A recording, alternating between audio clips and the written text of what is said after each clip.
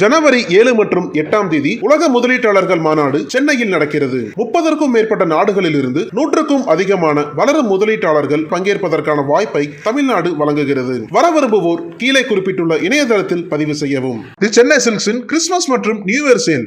Let the celebrations begin.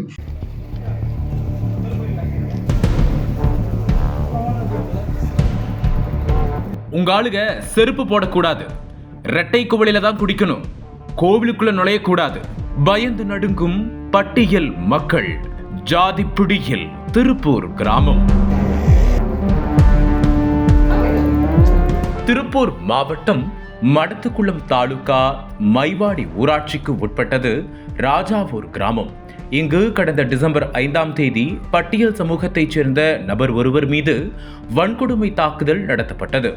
அதனைத் தொடர்ந்து இந்த விவகாரம் தொடர்பாக தமிழக தீண்டாமை ஒழிப்பு முன்னணி இயக்கம் களம் இறங்கியது.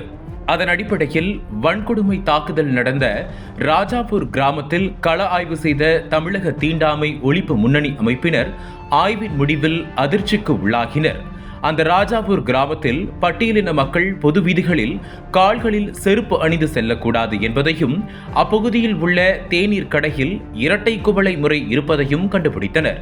அது மட்டுமல்லாமல் தமிழக அரசின் இந்து அறநிலையத்துறைக்கு சொந்தமான ராஜகாளியம்மன் கோவிலில் பட்டியலின மக்கள் வழிபடும் உரிமை மறுக்கப்பட்டு வந்ததும் ஆய்வில் வெளிச்சத்திற்கு கொண்டு வந்தனர்.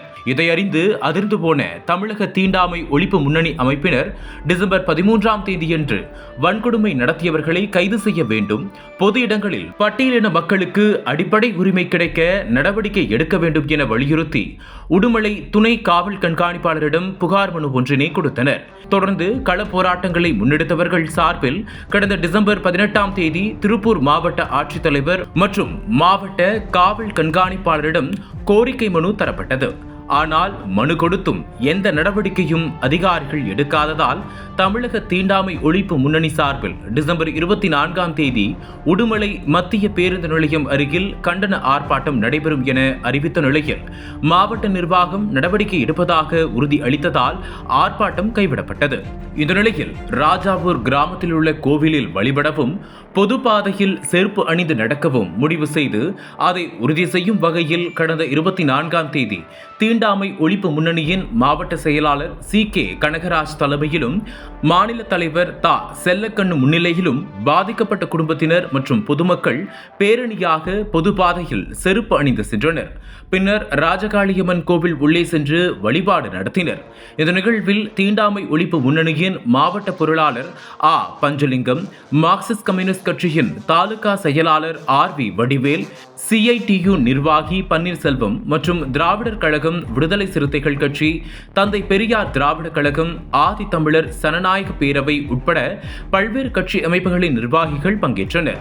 தமிழ்நாடு தீண்டாமை ஒழிப்பு முன்னணி தலைமையில் அம்பேத்காரியா, பெரியாரியா மற்றும் மார்க்சியா அமைப்புகள் சார்பில் நடைபெற்ற போராட்டம் காரணமாக பட்டியல் சமூக மக்களின் உரிமைகள் அனைத்தும் தற்காலிகமாக மீட்கப்பட்டுள்ளதாக அப்பகுதி மக்கள் நன்றி தெரிவித்தனர்.